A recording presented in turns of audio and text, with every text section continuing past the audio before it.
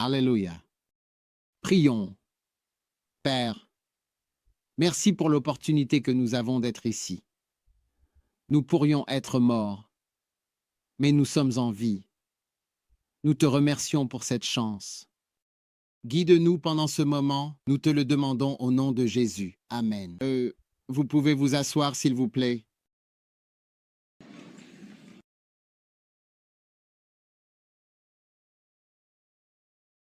Maintenant, tout le monde se calme, s'il vous plaît.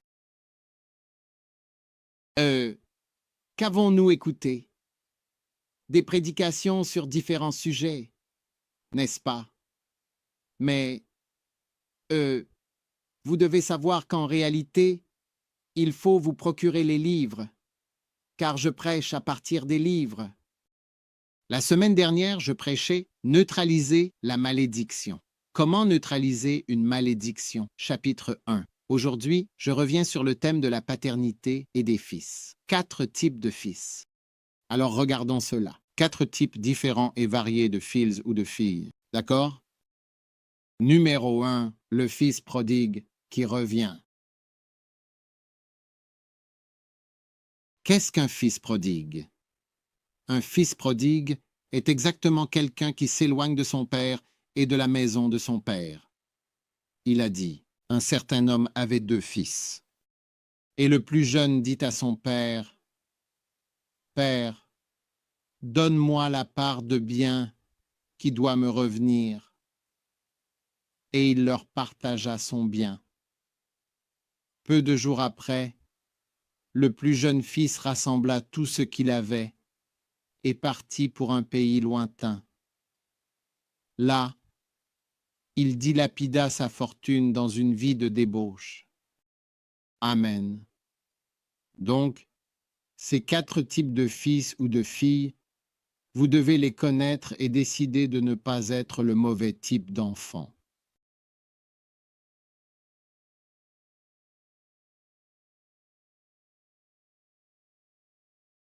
Amen.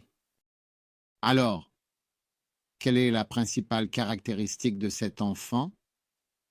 Numéro 1, c'est que le fils prodigue s'éloigne physiquement de son père.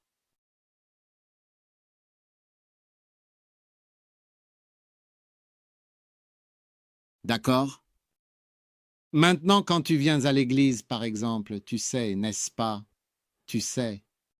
Et que tu choisis de t'asseoir au fond alors que tu peux t'asseoir devant, cela montre que, par exemple, des symptômes de prodigalité sont, certainement en toi.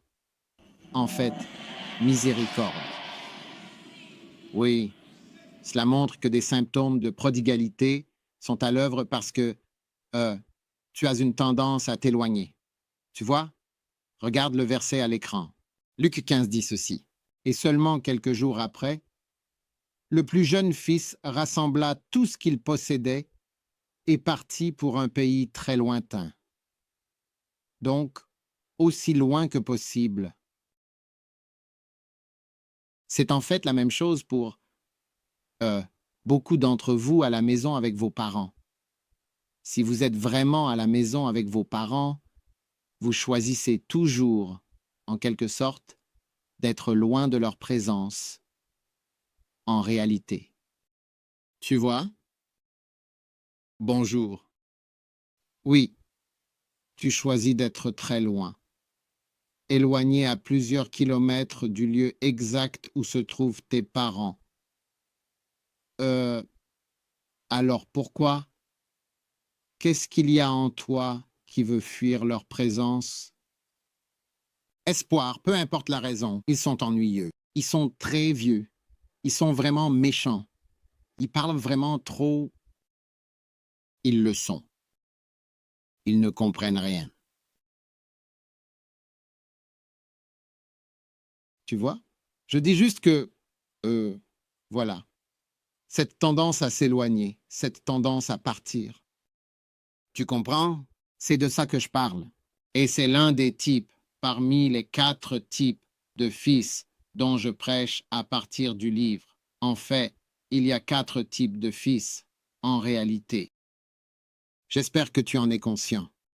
D'accord. Donc, en d'autres termes, une autre façon de voir la nature prodigue ou la prodigalité de la nature. Et dans les arbres, Obadie c'est fort. Qu'est-ce que ça veut dire? Littéralement, qu'est-ce que ça veut dire? L'enfant qui est souvent celui qui gâche les choses à chaque fois. Tu vois? L'enfant qui gâche les choses. Donc tu ne te rends même pas compte que tu gâches les choses par ce comportement, en t'éloignant simplement. D'accord? Maintenant, un autre aspect de la prodigalité, c'est quand tu as la possibilité ou le choix d'être proche, mais tu choisis de t'éloigner. Ou bien si quelqu'un s'approche de l'endroit où tu es, tu t'éloignes encore plus. Tu comprends? Parfois, on organise une conférence ou un camp juste à côté de l'endroit où tu te trouves. Tu ne viendras pas là-bas. Tu peux aussi être un évêque prodigue. Il y a des évêques, tu ne les as jamais vus ici auparavant, bien qu'ils soient évêques de l'Église. Oh, la très grande miséricorde du ciel et de la terre. Ils sont tous à Accra ou autour d'Accra.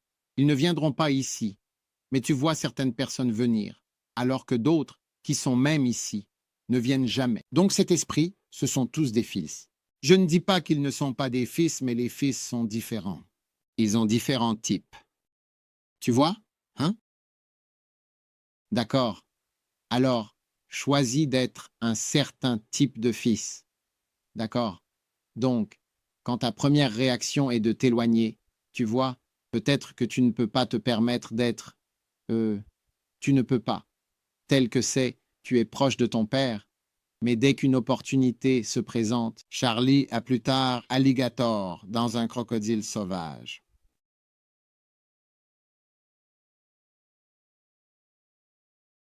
Dès que tu en as l'occasion.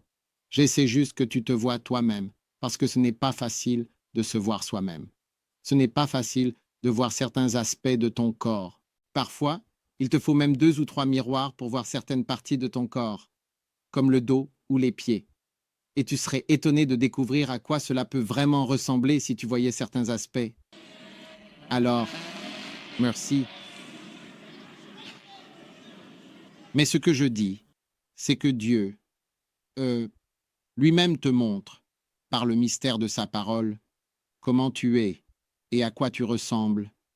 Ainsi, une autre manière de voir la prodigalité, c'est lorsque, en présence de ton père ou d'un père, tu restes silencieux.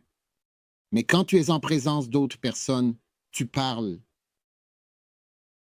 Mais dès que tu es en présence de ton père, tu t'éloignes de lui dans ton cœur. Donc, même si tu es à côté de lui, tu restes silencieux, parce que dans ton cœur, tu n'es pas là. Ton cœur n'est pas là, ton esprit n'est pas là, et ton âme n'est pas là. Alors tu vois que tu es simplement en train d'attendre de pouvoir quitter cette présence. C'est pourquoi, pour moi, je ne suis pas tellement attaché à ça.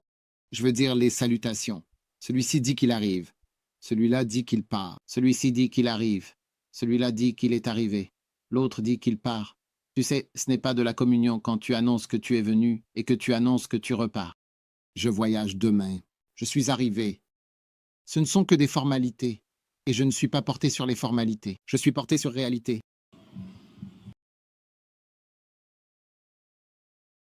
Maintenant, le prochain, c'est certainement le fils prodigue. D'accord, il gaspille ses opportunités en ne saisissant pas les chances qui se présentent à lui, ce qui pourrait lui coûter cher à l'avenir. Alors, dans l'Évangile selon Luc, chapitre 15, verset 13, il est mentionné qu'il partit pour un pays lointain où il dilapida son bien, perdant ainsi tout ce qu'il possédait et se retrouvant sans ressources. Son bien, c'était son opportunité. La vie est faite de certaines opportunités, tu sais, que Dieu nous donne, surtout les diverses choses qui sont offertes ou organisées par Dieu. Ce sont certaines choses que Dieu place entre tes mains, sous ta responsabilité. Tu sais, j'ai eu une réunion avant qu'on commence l'église. Je ne savais pas qui ils étaient. Et ils ont dit, « Oh, nous sommes, des personnes qui ne pouvaient pas aller à l'école. Et tu as payé nos frais. J'ai dit, je ne savais même pas que j'avais payé vos frais, mais tu as organisé pour que, tous nos frais soient payés, ainsi à l'université. Alors nous sommes tous venus ensemble pour dire bonjour. Maintenant, certains d'entre vous, vos frais sont payés, mais vous ne savez pas que vos frais sont payés. Vous pensez que c'est juste automatique. Beaucoup de gens n'ont pas d'argent pour payer les frais de scolarité. Ils n'avancent pas d'un seul petit pas parce qu'il n'y a absolument aucun argent pour payer les frais nécessaires. Donc, il y a vraiment beaucoup d'opportunités que, quand on est un enfant gâté et privilégié, on ne reconnaît même pas comme tel. Alors, on gaspille la chance incroyable qu'on a à notre disposition. On gaspille encore cette précieuse chance-là qu'on possède déjà en abondance. Et beaucoup de gens gaspillent leur chance.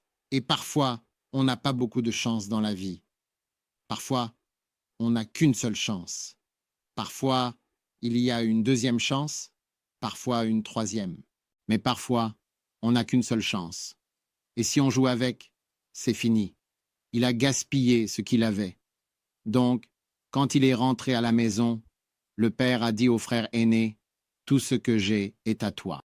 Chaque chèvre, chaque vache, chaque cochon, tout est à toi, chaque animal est à toi, parce qu'il n'a plus rien. » Alors ne gaspille pas ton opportunité. Certains d'entre vous, vous êtes des élèves en sciences. Vous êtes des élèves en sciences, mais vous avez dû faire des études littéraires. Certains d'entre vous, vous êtes des élèves en art qui auraient pu faire certaines choses, mais vous n'avez pas bien réussi à l'école. C'était une question d'opportunité. Et les personnes qui vont à l'université à l'âge adulte sont différentes de celles qui y vont en grandissant. Ce n'est pas la même chose. Oui. Ma femme m'a dit qu'elle allait à l'école, quand elle était à la faculté de droit, avec des adultes, des pères et des oncles, des gens importants. Ils venaient tous à l'école. Ils faisaient maintenant du droit. Parce que tu avais vraiment la chance, mais tu ne l'as pas saisie. Tu vois? Oui. Le mariage, c'est pareil. Parfois, tu as une bonne opportunité. Quelqu'un de bien vient vers toi, mais tu ne sais pas faire la différence entre le bien et le mal. Tu ne sais pas faire la différence. Il y a différents types de frères. Nous avons de bons frères qui sont, avant tout, fidèles. Il y a des frères qui ne peuvent être fidèles. Ils ne peuvent pas. Ils ne peuvent pas. C'est vrai. Oui. Tu dois savoir que les gens ne sont pas tous pareils, car parfois, à cause de leur passé ou de ce qu'ils ont expérimenté, il est très difficile pour eux d'être fidèles. Et une telle personne doit se marier avec quelqu'un qui comprend cela. Oui. Sinon, tu seras certainement et absolument malheureux du début à la fin. Oui. Certains ne peuvent pas, ils ne peuvent pas, ils ne le feront pas. Ne voudront absolument pas miséricorde.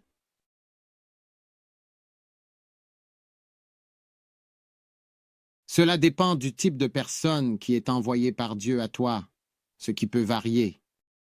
C'est la réalité. Et tu as une seule chance, tu l'as eue. Et tu l'as vraiment gâchée. J'ai vu de nombreuses fois, à plusieurs reprises, des frères qui, pas une fois, pas deux fois, j'ai observé de nombreuses situations où des sœurs ont choisi de rejeter ses frères fidèles. Et tu sais pourquoi? Elles disent qu'ils sont ennuyeux. Oui, elles disent qu'ils sont ennuyeux. C'est vrai. Elles veulent en quelqu'un d'excitant.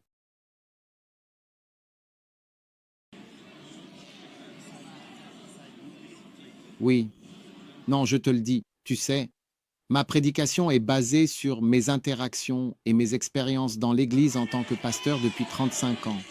Ce n'est pas basé sur, genre, je n'imagine pas les choses. Comment saurais-je tout cela?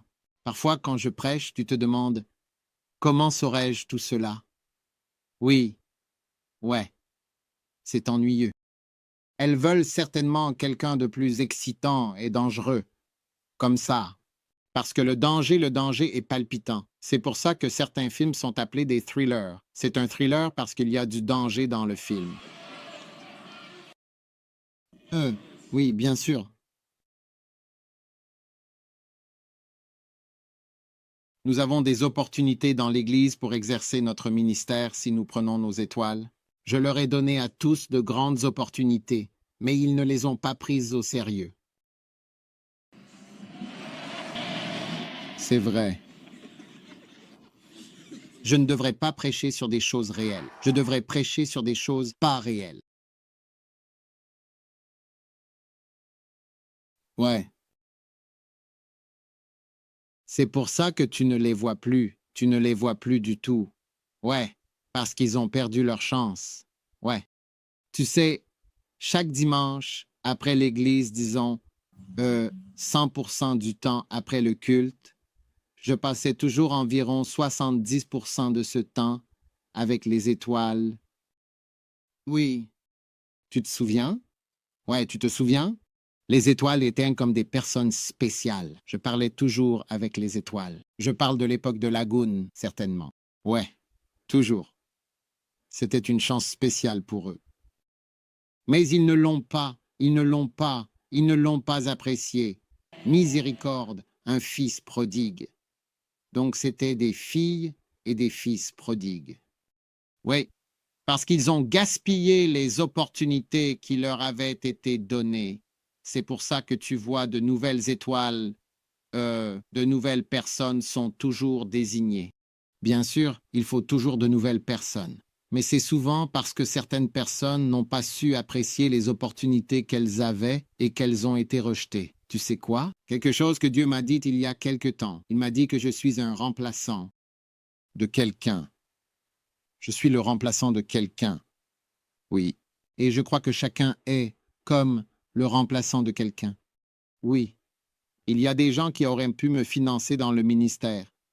Ils ne m'ont pas financé. Dieu a suscité des remplaçants pour financer et accomplir les choses. Oui. Incroyable. Tu ne seras plus jamais remplacé.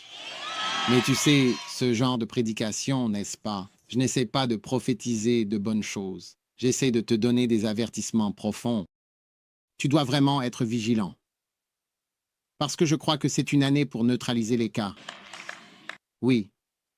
Non. Je crois vraiment que les choses sont comme elles sont, à cause de la présence de cas. Donc j'essaie vraiment de...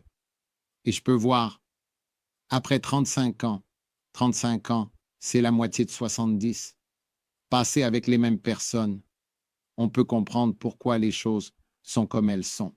Oui, ça ne fonctionne vraiment pas, ça ne marche pas. Vraiment, absolument pas.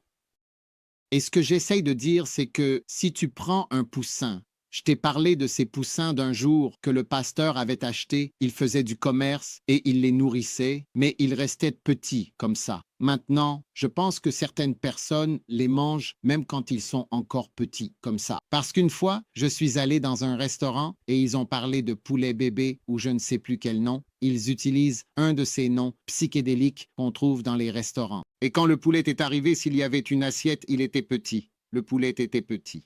Un comme ça. Donc, je ne sais pas si c'est un de ces poussins d'un jour qui n'ont pas grandi, qu'ils appellent poulet bébé. Le poulet entier est petit comme ça. Tu te dirais que maintenant que j'ai mon MBA, je vais vraiment décoller. Maintenant que j'ai un emploi chez Standard Chartered, je vais maintenant voguer tranquillement. Maintenant que j'ai atteint un objectif. Je travaille à l'UNICEF. Oui, tu vois que ça ne marche toujours pas. Et puis tu remarques que les gens changent sans cesse de travail. Changent de travail parce que laisse-moi essayer de changer de boulot. Peut-être que ce sera la solution, mais ça ne semble toujours pas l'être. Alors ne gaspille pas les postes. Quand tu as un poste, tu es responsable de ça. Fais ceci, fais cela, fais cela.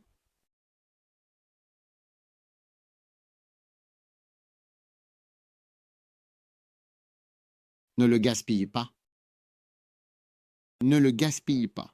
Quand tu as vraiment une chance de faire quelque chose, ne la gaspille pas. Ne gaspille pas tes opportunités. Certainement. Un jour, j'étais à Londres. Tu veux que je te dise quelque chose? Tu y seras bientôt. Maintenant, un jour, j'étais à Londres.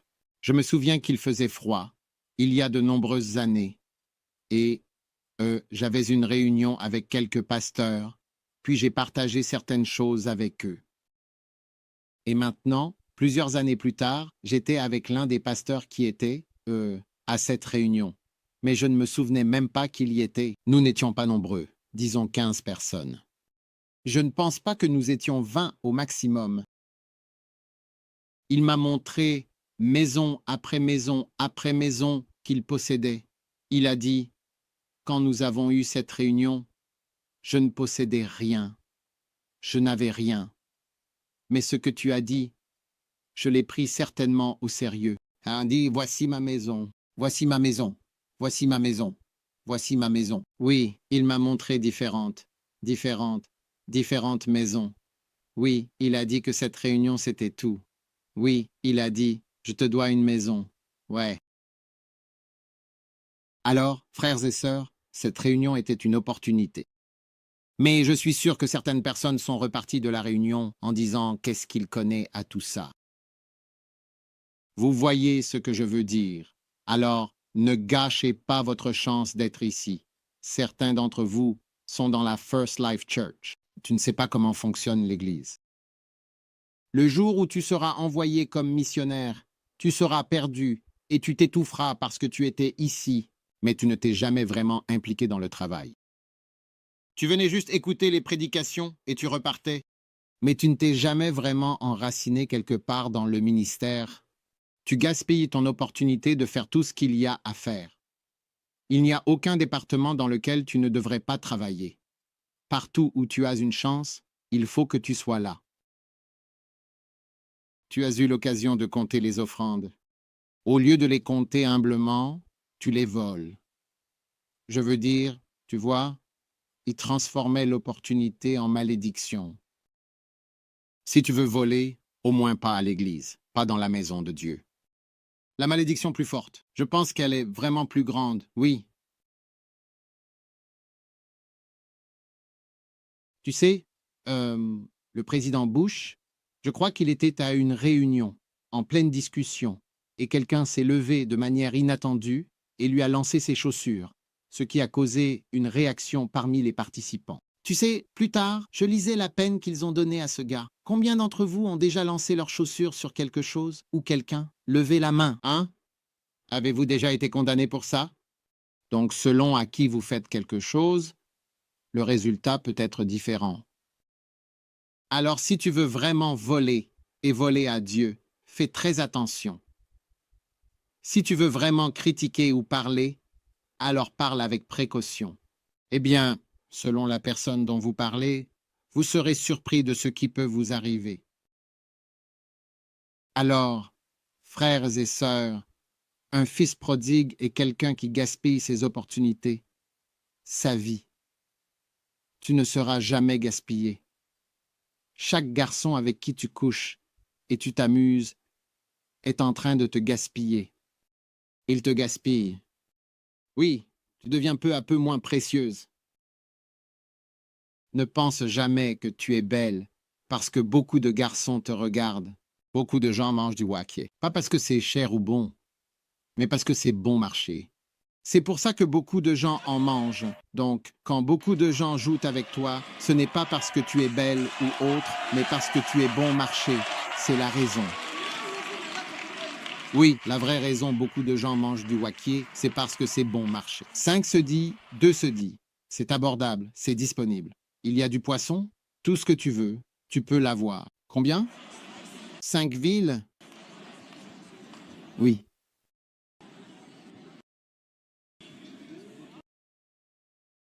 Alors dis à la sœur la plus proche. Charlie, plus tu es vu, plus il y a de garçons. Plus tu es bon marché, plus ta valeur diminue.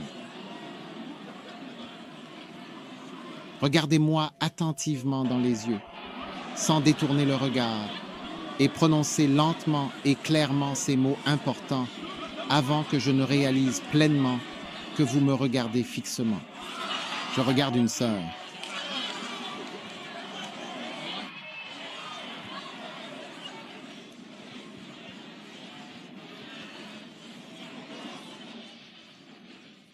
D'accord, fais-en moins. Assieds-toi.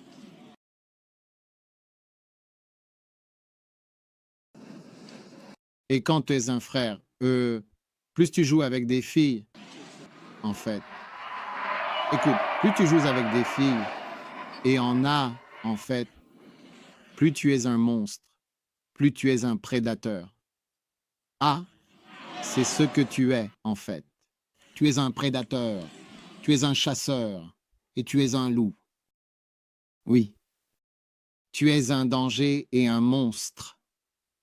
Oui, c'est vrai. Tu ne peux pas t'empêcher de manger. C'est comme une force en toi. Tu sais, c'est pour ça qu'on te dit, quand tu vas au parc aux lions, il faut être prudent.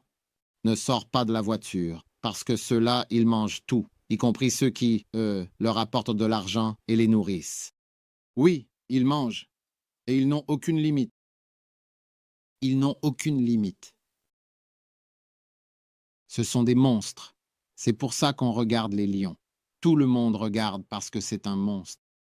C'est un prédateur. Oui, c'est une hyène. Tu sais, un jour, je suis allé quelque part. Et quand on est sorti de la voiture au Kenya, ils m'ont juste donné un petit avertissement. Ils ont dit, cet endroit, on y était. Je crois que l'année dernière, quelqu'un est venu en vacances avec un enfant.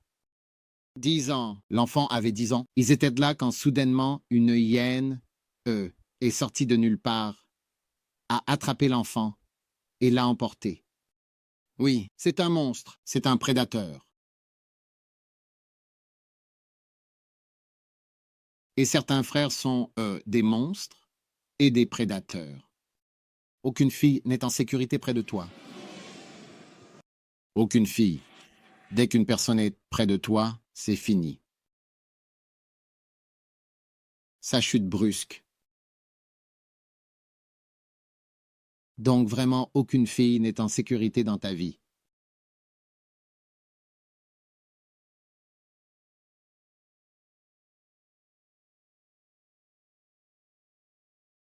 Je ne veux donc absolument pas de guetteurs ni de prédateurs dans l'Église. Ça peut sembler drôle, mais je parle de choses réelles. Je ne sais pas pourquoi vous riez.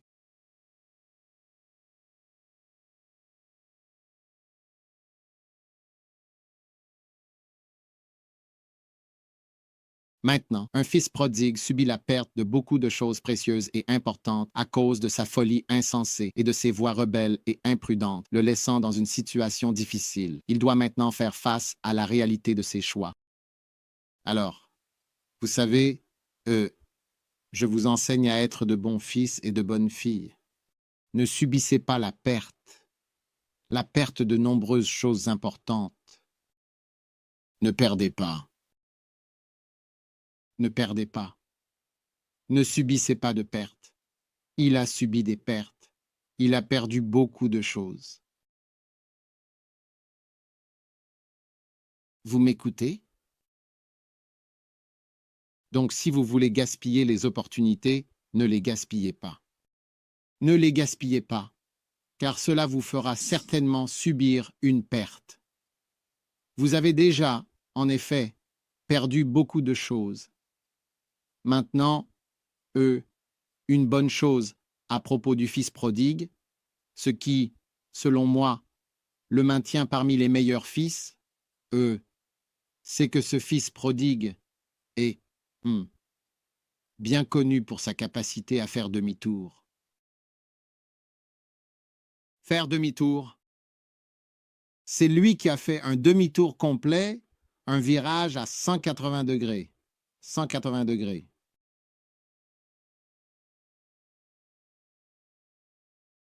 C'est ça. Je veux dire, si vous voulez admirer quelqu'un, vous pouvez admirer le fils prodigue pour cette chose en particulier. Un virage à 180 degrés, U10. Oui, il a dit, je me lèverai. Il ne s'est pas contenté de le dire. Il s'est levé et il est retourné sur ses pas, sur ses traces, et il a fait exactement le contraire de ce qu'il faisait de mal auparavant. Voilà le fils prodigue. Et tout le monde devrait viser cela, parce que pendant que je prêche le fils prodigue, combien d'entre vous sont déjà inquiets? Combien d'entre vous sont déjà inquiets? Oui, parce qu'ils s'inquiètent. Il y a déjà de la peur. Oui. Environ 180 degrés. Savez-vous pourquoi les gens ne font pas un virage à 180 degrés? L'orgueil. L'orgueil. Vous savez, être capable de dire « j'avais tort ». Récemment, j'ai vu un livre dans mon bureau. Il s'intitule « Le titre était « J'avais tort ». Oui, c'est tout le titre « J'avais tort ». C'est tout. Oui. Les gens ne le font jamais. La plupart des gens ne disent pas « j'avais tort ». C'est faux. C'est faux. C'est faux. J'avais tort. Et pas seulement avec des mots. Je suis désolé. Vous voyez, on ne peut pas envoyer un email depuis la ferme. Vous envoyez un email depuis la porcherie à votre père pour dire « j'avais tort, désolé » ou un message WhatsApp « j'avais tort ». Sa vie qu'il a changé. Et même en revenant, je suis sûr qu'il a dû croiser beaucoup de gens en chemin, en saluant tout le monde. « Charlie, j'en ai assez. Je suis libre. Nous sommes libres de cet homme. Il voulait s'éloigner de son père. Je suis libre de cet homme. » Mais après être revenu et avoir revu tout le monde, il a dit à chacun « J'avais tort, j'avais tort. Je reviens. Je suis sur le chemin du retour. J'avais tort. » Applaudissez ce garçon. Maintenant, pourquoi exactement chaque voiture a-t-elle une marche arrière? Vous êtes-vous déjà demandé si votre voiture pouvait aller seulement droit? Ce serait très difficile, n'est-ce pas? Quand vous voulez tourner, disons que vous avez fait une erreur ici. Et comment faire demi-tour? Vous devez quand même continuer tout droit, faire un détour, faire quelque chose, revenir, et même tourner et reculer. Oh, très compliqué. Alors Dieu nous donne à tous la capacité de faire demi-tour. C'est pour cela que cette histoire existe. Ainsi, nous voyons que, oui, on peut certainement gâcher sa vie, oui, on peut vraiment s'éloigner de son Père, oui, on peut absolument perdre beaucoup de choses, mais on peut revenir, c'est possible. Et peut-être que, oui, quand on revient, ce ne sera pas pareil, et ce ne le sera jamais. Mais, vous voyez, c'est aussi pour cela que certaines personnes ne reviennent pas, parce qu'ils disent « ce ne sera jamais pareil ». Mais pourquoi veux-tu que ce soit pareil? Le fils prodigue ne voulait pas que ce soit pareil. Il a dit « fais de moi un serviteur, ça me va. Tant que je suis là, même en tant que serviteur, ça me convient. Je n'ai pas besoin d'avoir la même position. Ces stars qui ne sont plus des stars. Tu n'as pas besoin de vouloir être les stars avec qui je passais 70% de mon temps. Mais si tu as autre chose, même si c'est modeste, fais de moi un serviteur. Laisse-moi être choriste. Je serai ténor. Je serai soprano. J'arrangerai le micro. Ce n'est pas mal du tout. Pas mal du tout. Oui, ou je peux être une star de la cuisine. Mais tu veux que les choses soient comme avant. Mais en raison de ce qui s'est passé, ce n'est pas pareil. Mais ça peut être quelque chose, même si ce n'est peut-être pas exactement pareil. C'est vrai. Tu comprends la prédication? La prédication a-t-elle du sens à toi? Oui. La raison pour laquelle les gens ne font pas de virage à 180 degrés, c'est qu'ils ressentent de l'orgueil, l'humiliation de revenir. Ensuite, la deuxième raison, c'est que même si je reviens, de petits jeunes ont pris ma place, ce qui est le fils aîné et d'autres enfants, peu importe, de petits garçons que tu n'aimes pas vraiment, ou que tu ne considères même pas absolument du tout à ton niveau, ont pris ta place, ont pris ta faveur, ont pris ta proximité, ont pris le travail que tu faisais auparavant. Mais tu vois, c'est ça la grandeur du fils prodigue. Il a dit, j'aimerais être un serviteur. Si tu peux faire de moi un serviteur, juste un serviteur, je n'ai pas besoin d'être un fils. Et le père a dit, hors de question, je vais te donner les habits d'un fils. Apportez une bague qui montre que tu es mon fils, et une robe, mettez des chaussures à ses pieds, et au moins l'apparence d'un fils sera là. Et même toi, sois un fils. Mais c'est juste que les choses que j'ai, toi, tu as utilisé les tiennes. C'est tout. Mais tu vois, ça peut être presque exactement pareil. Est-ce que tu écoutes ma prédication? Oui, ma prédication a du sens pour toi. J'espère que oui, parce que ce sont les paroles de Jésus-Christ.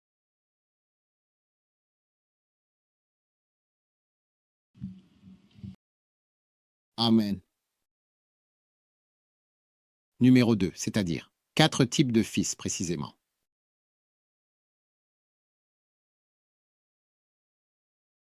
Un fils rebelle et obstiné qui persiste et ne se laisse jamais convaincre. C'est le deuxième fils. Maintenant, Deutéronome 21, verset 18. Si un homme a un fils obstiné et rebelle, qui n'obéit ni à la voix de son père, ni à la voix de sa mère, et qui, même après avoir été corrigé, ne les écoute pas, alors son père et sa mère le saisiront et le conduiront aux anciens de la ville, à la porte de l'endroit où il habite. Et ils diront aux anciens de sa ville, « Ce fils que nous avons est obstiné et rebelle. Il n'écoute pas notre voix. C'est un glouton et un ivrogne. » Alors tous les hommes de la ville le lapideront jusqu'à ce qu'il meure. Ainsi tu ôteras le mal du milieu de toi, et tout Israël entendra et craindra.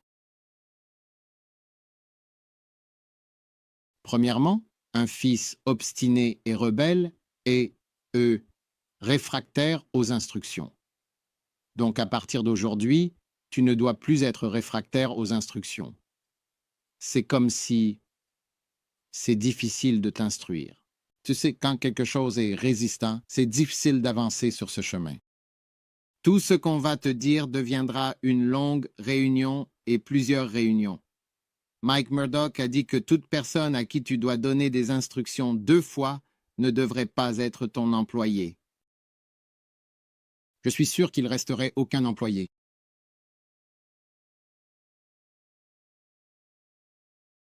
Combien avez-vous reçu des instructions plus d'une fois? Levez la main, s'il vous plaît. Soyons honnêtes, c'est ça, être obstiné et rebelle. C'est la même chose. Allume la lumière. Fais ceci. Ne fais pas cela. Numéro 2. Est-ce que tu prends des notes? C'est tiré du livre Ceux qui sont des fils dangereux. Chapitre sur les 4 types de fils. Maintenant, les fils obstinés et rebelles sont, opposés aux instructions. Vraiment opposés. Wow! Numéro 3. En fin de compte, les fils obstinés et rebelles n'aiment pas vraiment la personne de leur père. Ils ne l'aiment vraiment pas. Ils ne l'aiment pas.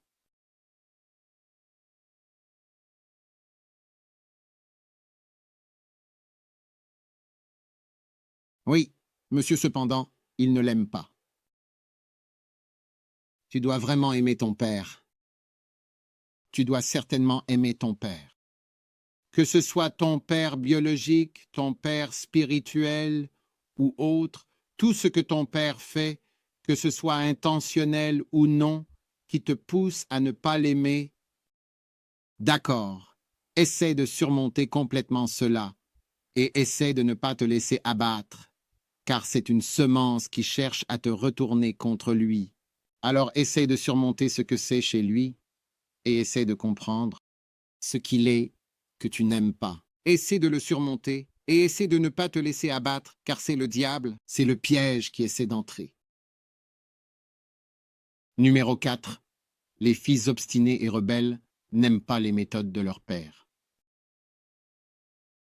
Les méthodes. Numéro 5. Les fils obstinés et rebelles veulent exercer une profession différente de celle de leur père.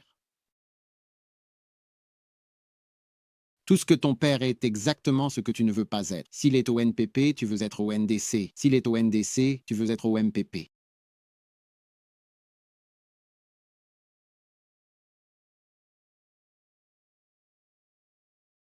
Les fils obstinés et rebelles veulent certainement un style de vie différent. Ils veulent agir, s'habiller différemment de leur père. Et les fils obstinés et rebelles se mettent en colère et réagissent lorsqu'on les corrige. Ils se mettent en colère et ils réagissent. Si tu veux vraiment et certainement corriger une personne rebelle, tu pourrais même regretter ce qu'elle dira ou fera. Tu es toujours là.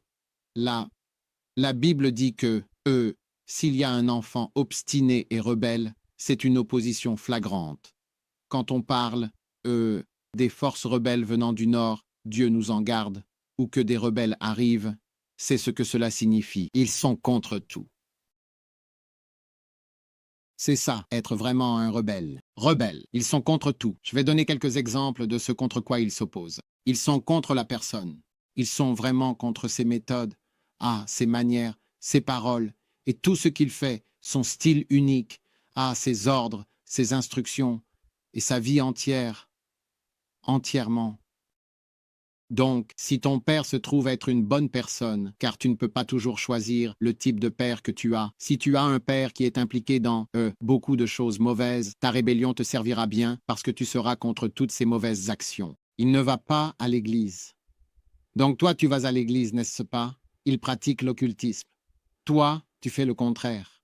Tu le fais? Il ne prie pas. Toi, tu pries en langue. Tout ce qui te sert bien, qui est utile et bénéfique pour toi. Mais quand il s'agit de bonnes choses, elles sont très dangereuses. Très, très dangereuses. Et il y a toujours de bonnes choses. Oui, toujours. Oh, il n'y a rien de bon chez mon père.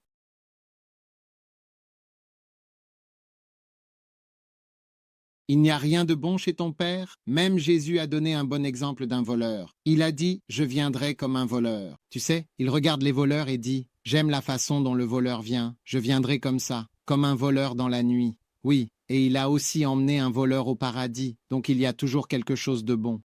Mais peut-être que tu ne l'as pas vu. Ouais. Maintenant, la Bible dit que si une famille a une telle personne, ils doivent la sortir et la lapider. Ils élimineront le mal de la famille. C'est une très mauvaise chose d'être têtu et rebelle. Combien d'entre vous ont déjà été traités de têtu? Levez la main, s'il vous plaît. J'ai besoin de mains. J'ai besoin de mains. Oui, c'est un mauvais esprit qui, à partir d'aujourd'hui, sort de vous. Maintenant, savez-vous qui sont parmi les personnes les plus têtues? Est-ce que je vous dis un secret? Combien veulent savoir? Ceux qui sont têtus. Peut-être écrire un livre. Ceux qui sont têtus. Voulez-vous que je vous dise qui sont les plus têtus? Beaucoup de gens sont vraiment têtus, mais on ne se rend jamais compte qu'ils le sont. On ne le sait jamais. Les flegmatiques.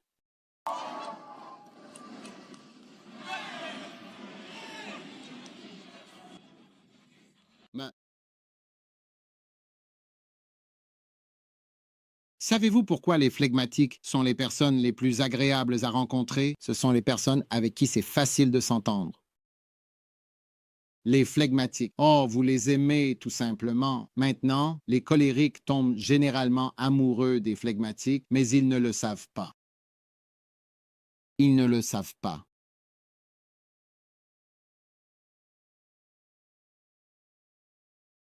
Oui, en fait, vous savez, ils ne le savent pas vraiment. Maintenant, je vais expliquer pourquoi les flegmatiques sont têtus.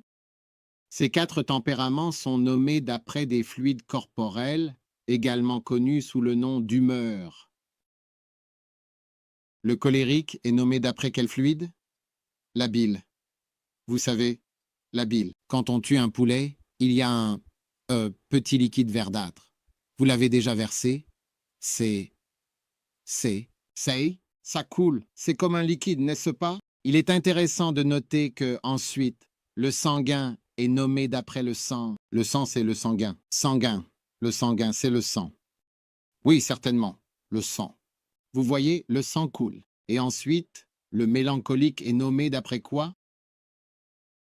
En fait, la bile, vous savez, c'est-à-dire, c'est le mélancolique. Et colérique, c'est quoi?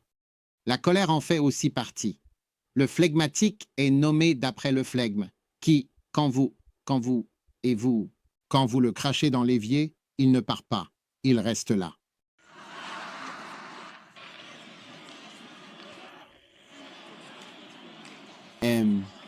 Et tu peux faire ce que tu veux, ça restera là. C'est comme si je n'y allais pas. Tellement têtu. En général, beaucoup de gens se présentent comme de beaux phlegmatiques. Mais je vous le dis, soyez absolument et vraiment surpris par leur niveau d'entêtement. À Changi, on peut tranquillement parler. Vous voyez ce que je veux dire? Vous savez? Donc, si vous combinez cet entêtement avec le cholérisme, ce qui peut être, ça donne une combinaison explosive. Alors, frères et sœurs, ne soyez jamais entêtés et rebelles. Dès que vous sentez une lenteur à obéir, corrigez-vous immédiatement et dites simplement non, non. Rapide en obéissance et tout le reste. J'attendrai F, plus rapide dans l'obéissance. Plus rapide dans l'obéissance. Dites-vous simplement, je suis trop lent à obéir. Laisse-moi obéir rapidement, s'il te plaît, cette fois. Et alors tu seras délivré de l'esprit de rébellion. Amen. Numéro 3. Un fils aîné. Un fils aîné. Caractéristique d'un fils aîné. Le fils aîné était dans les champs. Maintenant, le fils aîné reste à la maison avec son père. Un fils aîné ne commet jamais de péché grave. Un fils aîné ne s'écarte jamais du chemin. Un fils aîné ne mène pas une vie de plaisir. Mais un fils aîné peut développer une attitude d'autosatisfaction et de jugement envers ceux qui s'égarent. Donc il y a aussi des fils aînés. Ils ne s'éloignent jamais vraiment du chemin. En réalité, oui. J'ai rencontré un jour un frère. Il m'a dit qu'il était pasteur. Il a dit, « Je n'ai jamais rien fait contre mon père. Jamais. Si mon père dit quelque chose, je le fais simplement. Je ne me suis jamais égaré. Je fais simplement ce que mon père m'a toujours dit de faire depuis toujours. Et il y a toujours des gens comme ça. Ce sont juste des enfants obéissants. Ils ne s'égarent vraiment jamais. Ils peuvent avoir un frère ou une sœur qui est l'opposé, mais eux restent droits et rigoureux. Le père dit quelque chose, je le fais. Jamais un jour d'écart. Or, ces personnes peuvent avoir le péché de trop de justice et de juger les autres. Oui, c'est comme les gens qui prient beaucoup. Les gens qui prient beaucoup peuvent être très orgueilleux. L'orgueil se trouve aussi chez ceux qui prient beaucoup. Mais quand une personne termine de prier, elle regarde l'heure et dit « J'ai été ici pendant 9 heures. » Puis il regarde et dit « Toi, tu n'as pas prié. Je sais qui tu es. Tout comme toi, tu n'as pas prié. Regarde toutes ces personnes. Elles ne prient pas. Les langues sortent comme si tu respirais. Ta respiration est devenue comme des langues.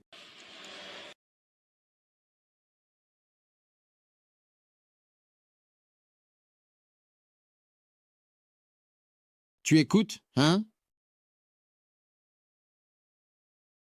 Donc, de la même manière, les fils aînés, vous n'avez jamais fait ça auparavant. Vous n'avez jamais fait ça auparavant. Jamais fait ça auparavant. Jamais fait ça auparavant. C'est comme ça qu'ils peuvent devenir très bizarres.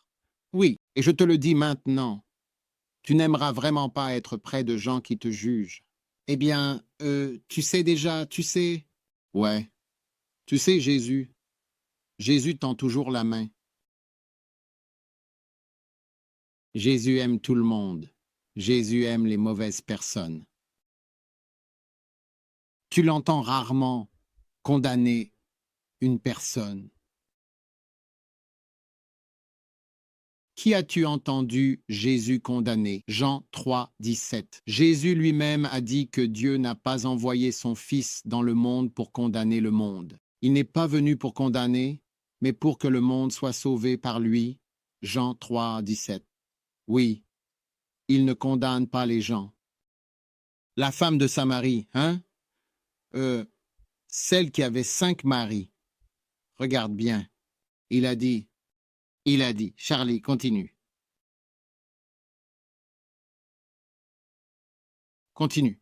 Celle qui a été prise en flagrant délit, juste.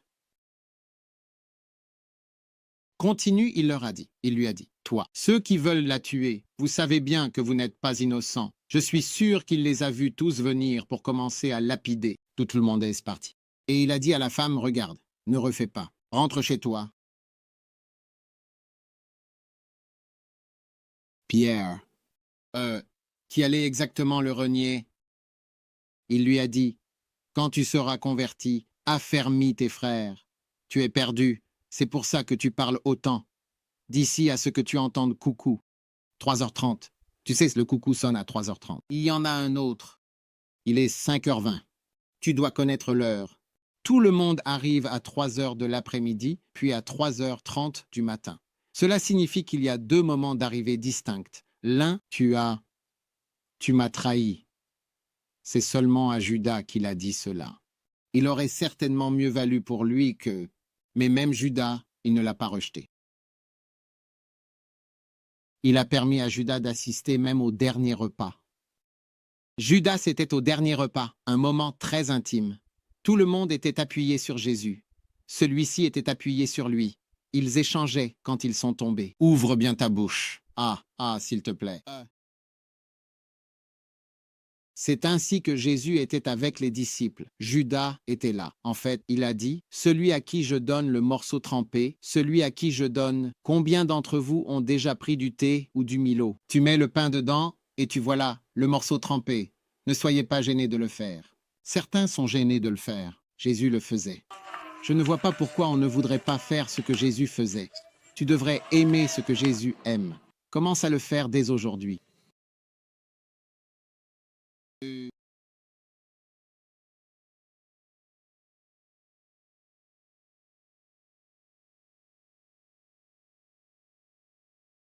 Tous ses disciples l'ont abandonné. Il a permis à Judas, même Judas, il ne l'a pas exclu.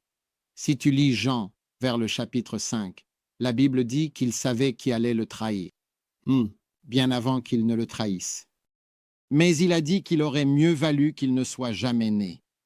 Et Judas n'était pas disposé à discuter de quoi que ce soit. Je vais en enfer, je ne veux rencontrer personne, que tu ne sois jamais un Judas. Amen. Alors, combien de types de fils avez-vous maintenant? 3. Et le dernier, le fils bien-aimé. Combien vont devenir un fils bien-aimé?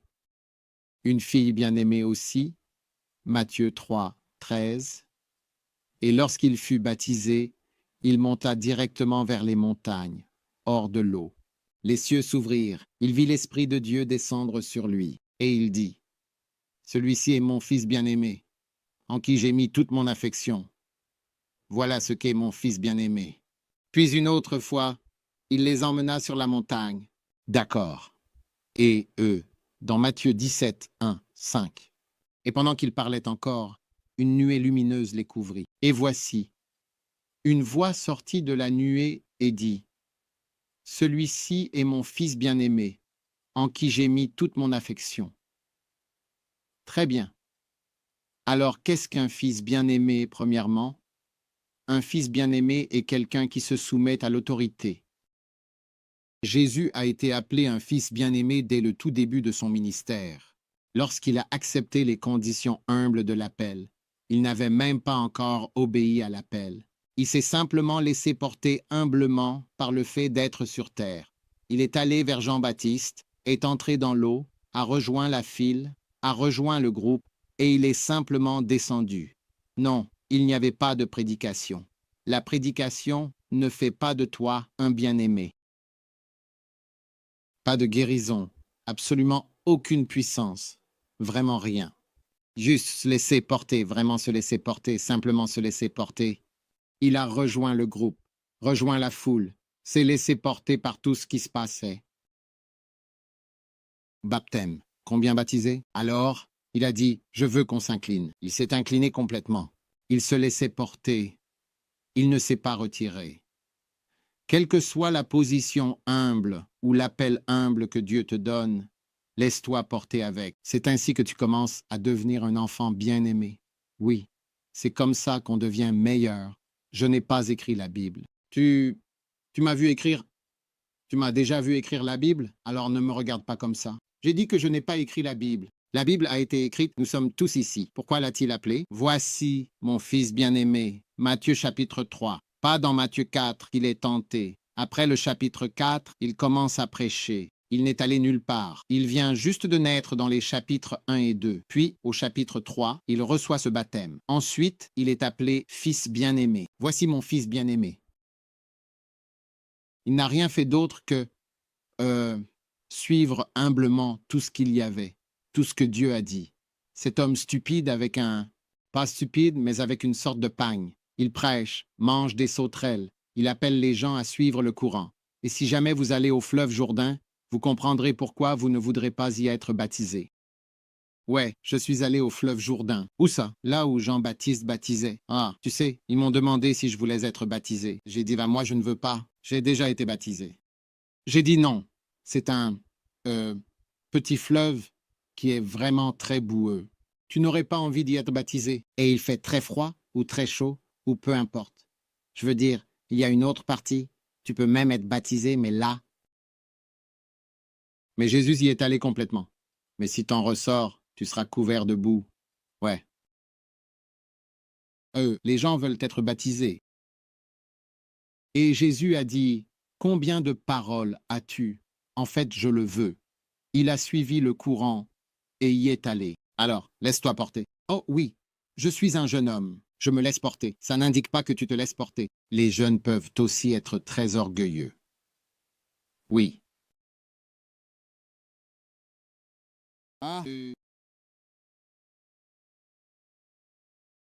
Des opportunités. Alors, laisse-toi doucement porter et Dieu va te bénir, puissamment. Vous savez, Dieu m'a appelé à être pasteur il y a des années. Mon père n'était pas content. L'une des raisons, c'est qu'il disait que son fils ne vivrait pas des collectes. Les collectes. C'est comme ça qu'ils appellent les offrandes. Mais si Dieu m'a appelé à vivre des offrandes, ce n'est pas que je ne sois pas allé à l'école, mais c'est ce qu'il a choisi pour moi. Je me laisse porter. Et j'ai appris cela un jour où j'étais dans un avion avec un homme de Dieu et il se laissait porter par les offrandes d'une certaine manière. Et Dieu m'a dit, apprends de cela, humilie-toi, toi-même, monsieur. Docteur, tu te crois trop important parce que tu es docteur. Tu te crois trop important, humilie-toi. C'est comme ça qu'il faut se laisser porter. Apprends. Ouais. Tu es là? Magnifique. Oh. Très bien. Et puis, un fils bien-aimé est quelqu'un qui se soumet à l'autorité. Amen. Il se soumet à l'autorité. Donc, quelle que soit l'autorité au-dessus de toi, soumets-toi à elle. Soumets-toi à elle. C'est mon fils bien-aimé. Et je sais que Dieu va te bénir maintenant. Bénédiction et malédiction. Très bien. Ce sont des choses qui arrivent, certainement. Et il est vraiment essentiel que tu comprennes pourquoi. Marc 11, 23.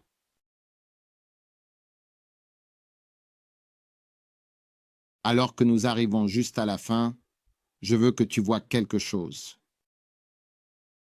Pourquoi les malédictions sont-elles si puissantes? Les bénédictions et les malédictions qui viennent des pères étant des fils et des pères.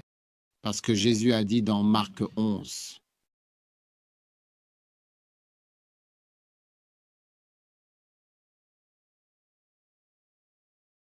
En fait, j'ai vraiment commencé à aimer Matthieu 1 depuis longtemps.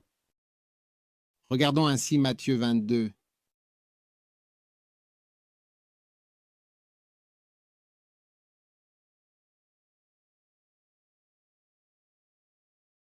C'est bien 22.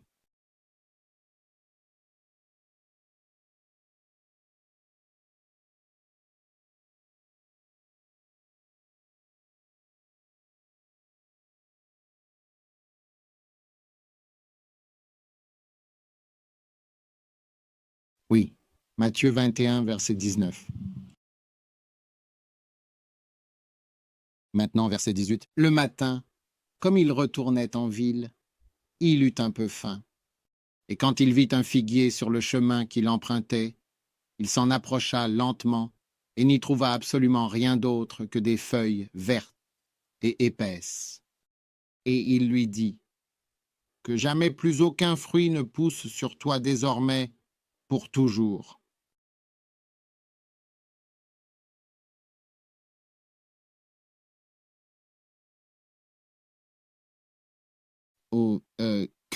Quoi?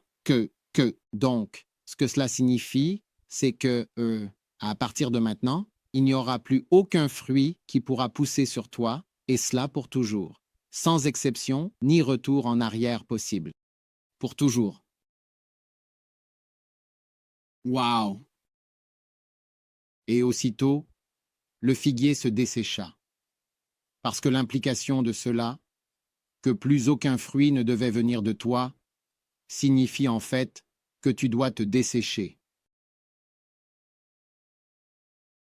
Lorsque les disciples le virent, ils s'étonnèrent, disant, « Comment le figuier s'est-il desséché si rapidement, en fait ?» En d'autres termes, cela s'est produit rapidement. Alors Jésus leur répondit et dit, « En vérité, je vous le dis, si vous avez la foi et ne doutez pas, non seulement vous ferez cela. » Autrement dit, en d'autres termes, ce que j'ai fait, c'est que j'ai parlé à un arbre, j'ai prononcé quelques mots, et ensuite, en fait, la vie du figuier a changé, en quelque sorte. Tu vois, non seulement vous ferez cela au figuier, mais vous direz aussi, certainement, à cette montagne, et sûrement. Donc, non seulement un arbre, mais une montagne, ôte-toi de là et jette-toi dans la mer, et cela se fera sans aucun doute. Et tout ce que vous demanderez en priant, si vous croyez, vous le recevrez. Amen. Maintenant, vous pouvez avoir ce que vous dites. Amen. Et la foi agit en prononçant des paroles qui s'accomplissent. Alléluia. Hébreux 11, 3.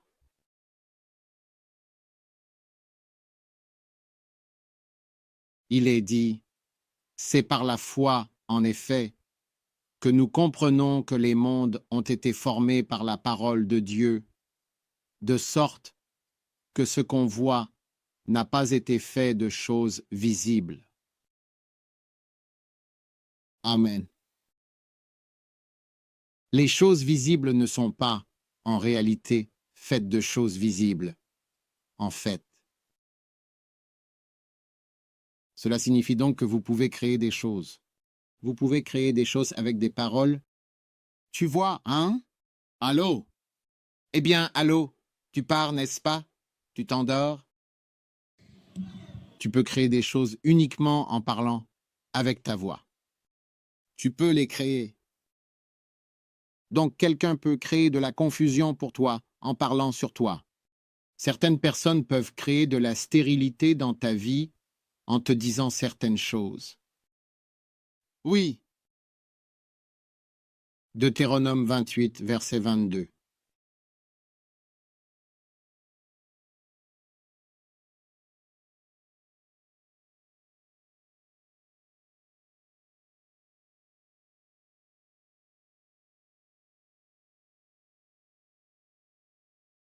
Tu l'as trouvé, hein?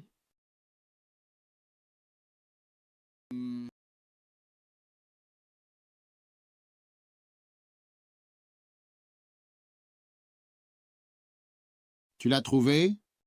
Tu n'aimes pas ça? Maintenant, justement, c'est Moïse qui crée des choses en ce moment.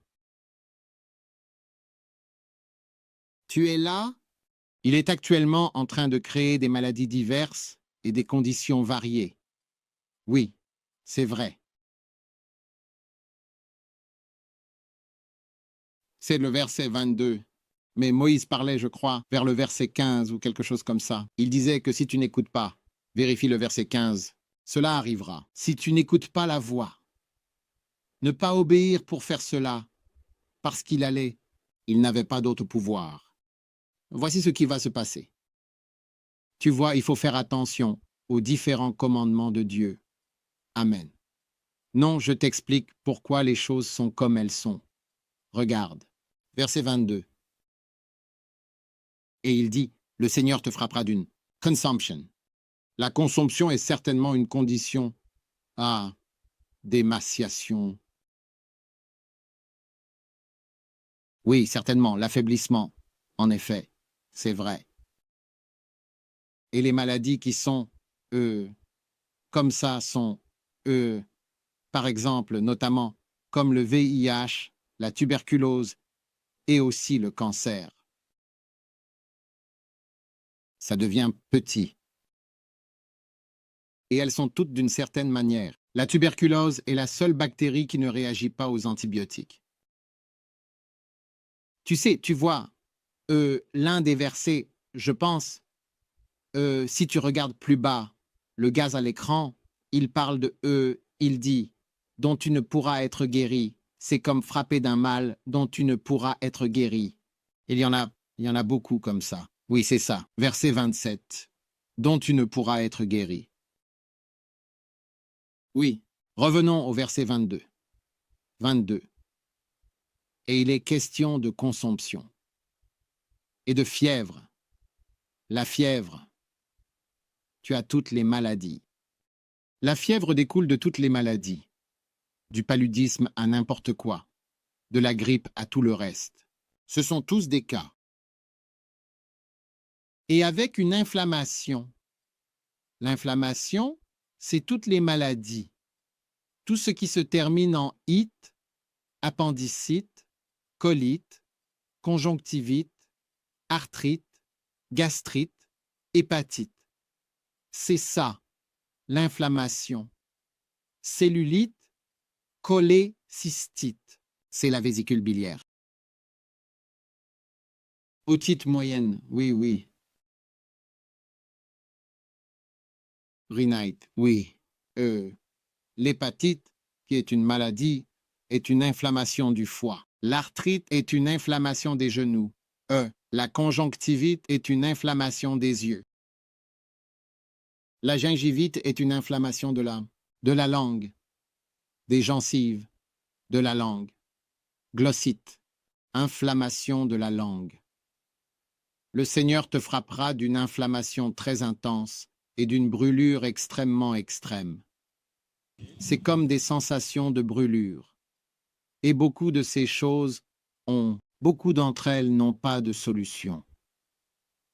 Et avec l'épée, c'est-à-dire la mort par violence ou par attaque violente.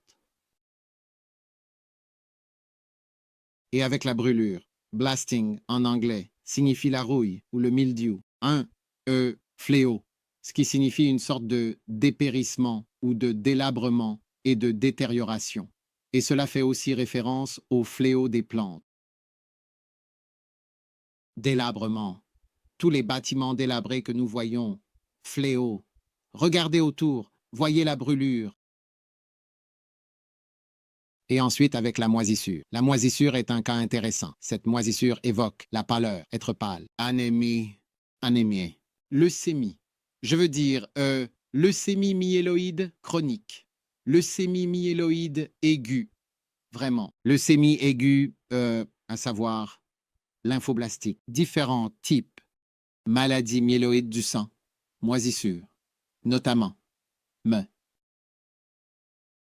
Et elles te poursuivront certainement jusqu'à ce que tu périsses. Ouais. Donc il crée des maladies et il énonce des conditions. Et tu vois, parfois tu regardes même quelqu'un et tu te demandes. Un jour, j'ai rencontré un homme, en fait, même un juif. Il décrivait une maladie qu'il avait eue et ce qu'on lui avait fait. Quand il parlait, il devait dire « excusez-moi ». Oui, il devait dire « excusez-moi » en décrivant ce qui lui était arrivé. Il dit « vous me voyez assis ici ». Donc, vous voyez, je dis cela pour dire qu'il faut faire attention. Regarde le verset 47. Qu'y a-t-il dans le verset 47? Parce que tu n'as pas servi l'Éternel, ton Dieu, avec joie et avec un cœur content pour l'abondance de toutes choses. Oui, regarde le verset 43. Maintenant, l'étranger qui est au milieu de toi s'élèvera certainement au-dessus de toi, très haut, tu vois, et toi, en effet, tu descendras très bas. Tu sais, tu vois, descendre très bas dans la vie est aussi une malédiction. Passe. Toutes sont des malédictions qui te font chuter bas. Combien peuvent le voir? Parfois, c'est comme tu es en train de descendre. Oui, certainement. Tu descendras très, très bas. Très, très bas. Toutes celles-ci sont des malédictions. Donc, je dis que pourquoi une malédiction est puissante quand une personne parle, c'est parce que ainsi Saturne et Jupiter ont été créés par de telles paroles. Ainsi, chose créée et conditions établies pour les gens. Alors fais attention. Fais attention avec les parents, fais attention avec les pères, fais attention avec les figures d'autorité, fais attention à tout ce qui peut attirer des malédictions selon la Bible. Apprends, parce qu'on peut proclamer bénédiction, bénédiction, bénédiction. Mais en 3 jours, tu peux invoquer 1000 malédictions sur ta vie, des choses qui ont déjà été prononcées. Quel est le but? Quel est le but? Quel est le but? À quoi servent toutes ces bénédictions que nous proclamons alors que les malédictions font rage comme une forte fièvre? C'est pour cela que, quand tu peux, fais une offrande. Quand c'est le moment de donner la dîme, paie ta dîme, car cela apporte des bénédictions. Quand il y a une occasion de faire quelque chose qui est une bénédiction, une bonté à manifester, comme lorsque nous devons montrer de la compassion aux prisonniers. Jésus a dit « J'étais en prison, venez à moi, béni de mon Père ». Tout ce qui contient une bénédiction, essaie de le faire, essaie d'y participer. Parce que tout ce que nous pouvons faire qui apporte une bénédiction, il dit « Parce que tu n'as pas servi l'Éternel, ton Dieu, avec joie et de bon cœur, dans l'abondance de toutes choses ». Verset 47. Toutes ces choses viendront sur vous. Oui. Alors, frères et sœurs, soyons le bon type de fils. Vous savez, je ne veux pas que nous fassions semblant. Il y a des gens, vous allez à l'église, ils sont toujours professeurs. Cette année ceci, cette année cela, vous savez que ça va être... Non, je veux que vous voyiez, parce que je peux le voir et je peux le ressentir. Je peux ressentir les choses. Et tu descendras très bas. Tu le vois simplement. Tu descendras, très bas. Le Seigneur te frappera avec ceci. Qu'est-ce que c'est? Tu peux simplement mentionner des choses. Oh, ouais, Charlie, on est là, peu importe. Mais ces choses sont aussi réelles. Elles sont dans la Bible. Pourquoi est-ce dans la Bible? Pourquoi ces choses sont dans la Bible? C'est parce que Dieu essaie de te montrer comment naissent les choses.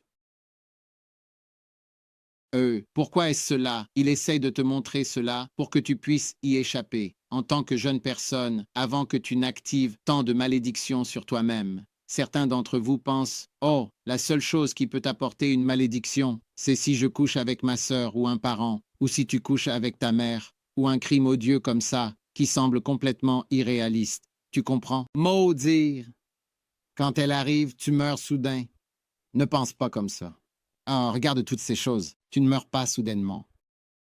Et si tu vas en prison, tu verras des gens là-bas qui souhaitent mourir. C'est pour ça qu'on les empêche de se suicider, parce que la mort...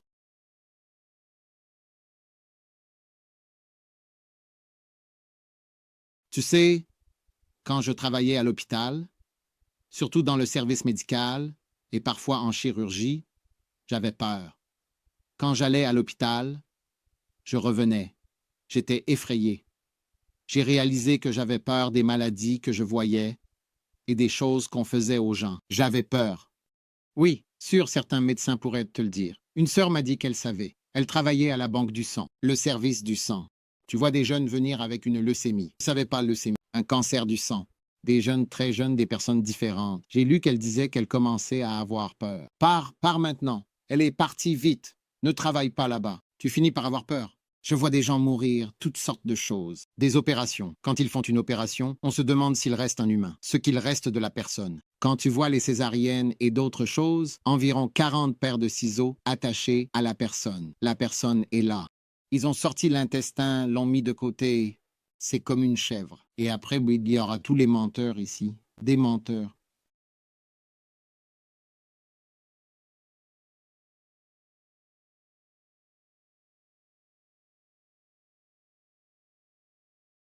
Euh, je te le dis, c'est le début de la présence de Satan dans ta vie. Et les démons sont les exécutants des malédictions. Cette chose doit être exécutée. Exécutée par le diable. Ainsi, il le faut nécessairement.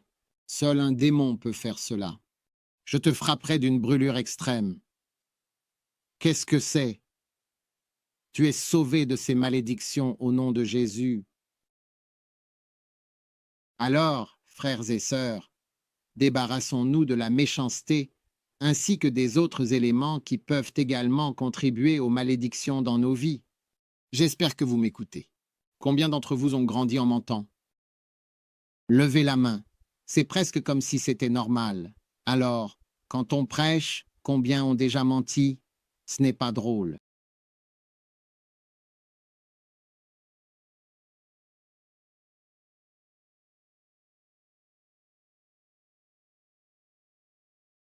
Un jour, il y a longtemps, j'ai vu un magnifique bâtiment d'église et un homme avait apporté énormément de l'argent pour faire un très généreux don à cette église. Et l'église était en train d'être construite.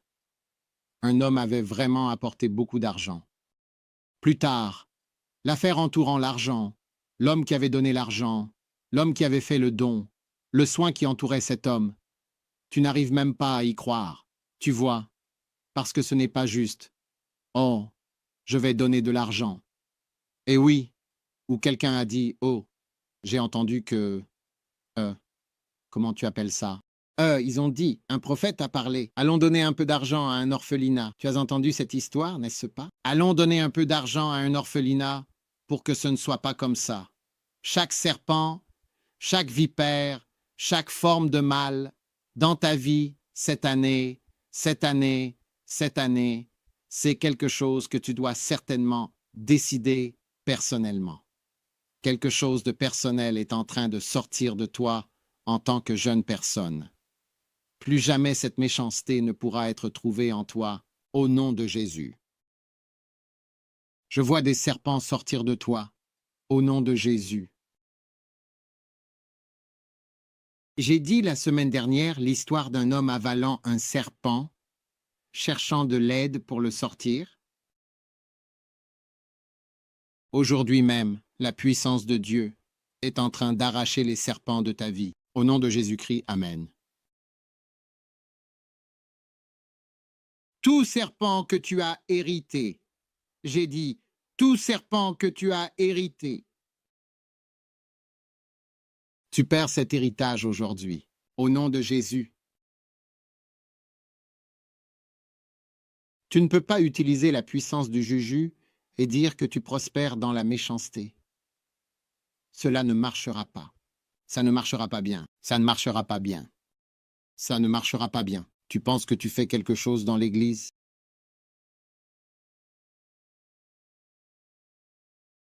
Et quand j'ai vu les ennuis qui ont englouti ce gars, je me souviens toujours, quand je vois l'église qu'il construisait, qui n'a jamais été terminée jusqu'à aujourd'hui, je regarde et je me souviens toujours. Je me dis que cette chose-là, on ne peut pas simplement l'obtenir, sans sortir avec des choses qui sont données. Dieu ne fermera pas les yeux. Alors aujourd'hui marque un tournant.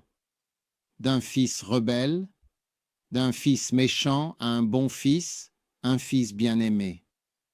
Tu te détournes du mal et tu viens à Jésus, au nom puissant de Jésus.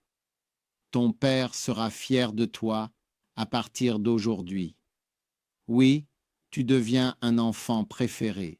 Tu vois cette chanson? Tu vois cette chanson, enfant préféré, chaque mot, chaque ligne. Rentre chez toi et chante cette chanson. Trouve-la, écoute-la. Je veux être ton enfant préféré. Tu seras cet enfant préféré. Je veux m'asseoir tranquillement à tes côtés. Je veux être ton enfant. Je veux être ton préféré. Dieu va te donner cette grâce pour que cela se réalise concrètement dans ta vie. Au nom de Jésus. Lève-toi, lève les mains et prie.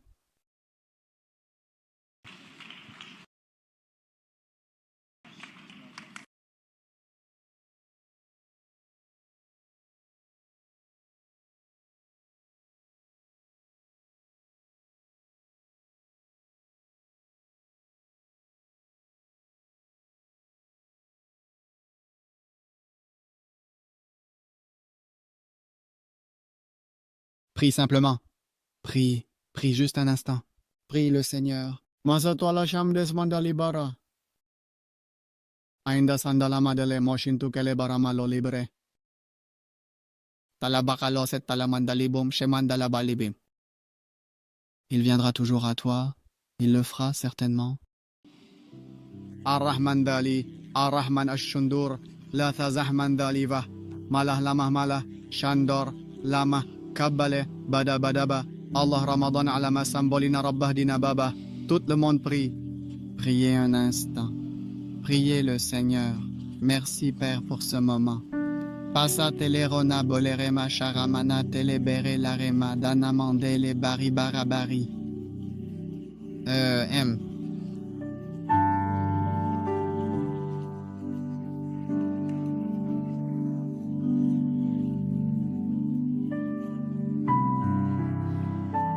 Je pense que c'est l'une des choses que je dois faire. Haramandalivade.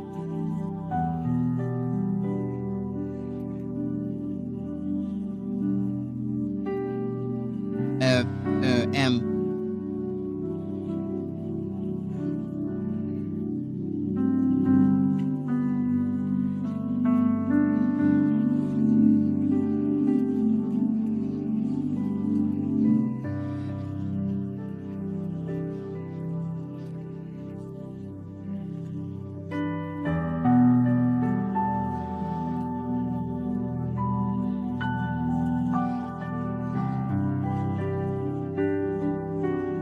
Jockey a frappé sur un G1, je dois.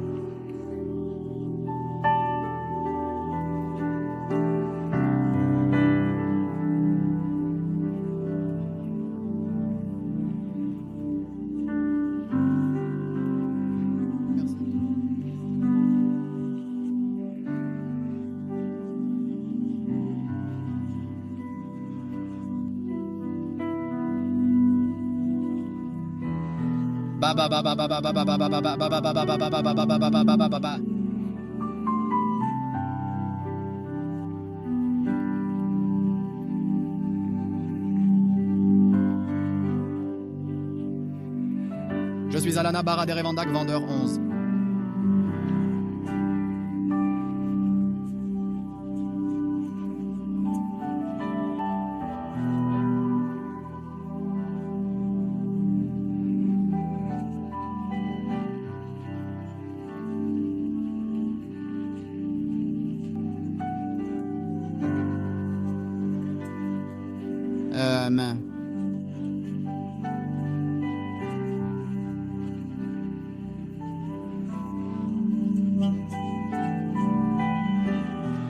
Giovenda che se reveliamo l'ale la machando la mamandari levelo.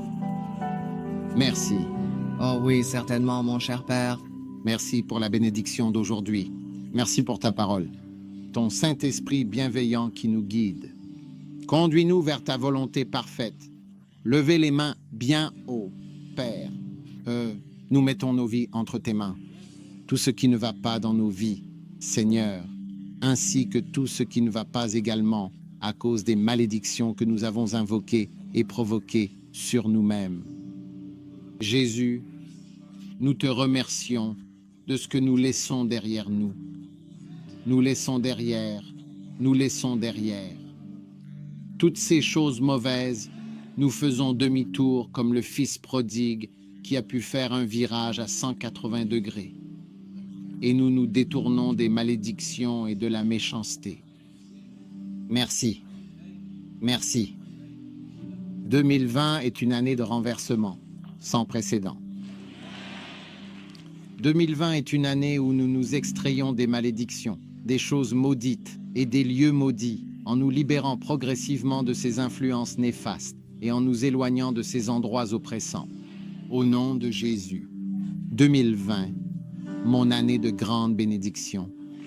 Au lieu de la malédiction certaine et inévitable, 2020 a été une année où tout ce qui ressemble à une dent qu'il faut certainement arracher, qui représente indubitablement une malédiction ou quelque chose de négatif qu'il faut retirer dans la douleur, a été transformé. Cela va sortir et cela sort au nom de Jésus, notre Seigneur et Sauveur. Merci infiniment, Père, pour ta puissance divine et bienveillante qui repose sur nos vies aujourd'hui et chaque jour. Au nom de Jésus. Merci, merci, merci, merci, merci, merci. C'est un renversement incroyable, encore un renversement qui change tout. Un retournement de situation inattendu et surprenant, notre captivité. Renverse les choses, comme les biens du Fils prodigue ont été restaurés. Merci, merci. Que chaque enfant pose sa main sur son ventre. Toute malédiction qui agit en toi est neutralisée maintenant par la puissance miraculeuse de Dieu. Car avec Dieu, tout est possible. Au nom de Jésus, toute maladie incurable qui s'est attachée à ta vie et à toi est rejetée maintenant de ta vie, de ton corps, au nom de Jésus-Christ et pour toujours. Un nouveau jour, j'ai dit un nouveau jour. Un nouveau jour, un jour de bénédiction qui commence vraiment en 2020. Des bénédictions à la place des malédictions. Des bénédictions à la place des malédictions. Des bénédictions à la place des malédictions. Au nom puissant de Jésus-Christ de Nazareth. Et tout le monde dit Amen. Maintenant, alors que toutes les têtes sont courbées et tous les yeux fermés, si tu veux donner ta vie à Jésus-Christ, si tu veux naître de nouveau, pasteur, prie avec moi. Je veux donner ma vie à Dieu. Si tu es ici et que c'est ton cas, lève bien haut ta main droite. Que Dieu te bénisse. Si tu as levé la main et que tu veux donner ta vie à Jésus, viens rapidement ici devant moi. Vite, vite, vite. Que Dieu te bénisse. Je veux donner ma vie à Jésus, Père. Merci pour ce que tu as fait aujourd'hui. Je veux que tous ceux qui sont devant ici lèvent la main. Répétez avec moi, s'il vous plaît. Dites, Jésus, pardonne-moi mes péchés. Aie pitié de moi, je vous en prie. Je te donne ma vie, mon cher. Je te donne mon cœur. S'il te plaît, lave mes péchés. Fais de moi une nouvelle personne. Merci beaucoup, Père. S'il te plaît, écris mon nom dans le livre de vie. Je t'aime, cher Jésus, pour toujours, éternellement. Merci, Seigneur. Au nom de Jésus, je prie. Amen. Que Dieu vous bénisse. Vraiment. Je vais vous donner un de mes livres. Certainement. Et dès que le service religieux sera terminé, je veux que vous veniez tous. Bonjour à vous tous. Quand nous aurons terminé, venez dans le coin là-bas avec ce livre. D'accord. Que Dieu vous bénisse. Vous pouvez vous asseoir.